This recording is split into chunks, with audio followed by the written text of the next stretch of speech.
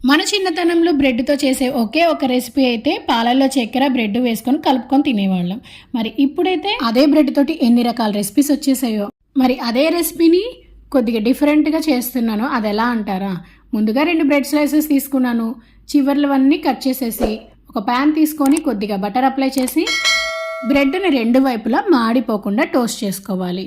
ఒకవైపు టోస్ట్ అయ్యాక రెండో వైపు తిప్పినప్పుడు కొద్దిగా బటర్ అప్లై చేయండి.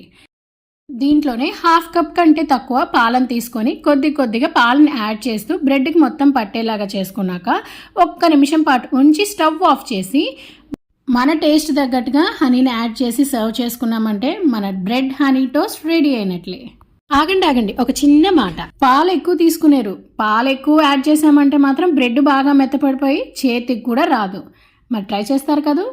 మరిన్ని వీడియోస్ కోసం నా ఛానల్ని సబ్స్క్రైబ్ చేసుకోండి. మరి ఈ వీడియో కనుక నచ్చినట్లయితే ఒక లైక్ ఇచ్చుకోండి. Thank you for watching.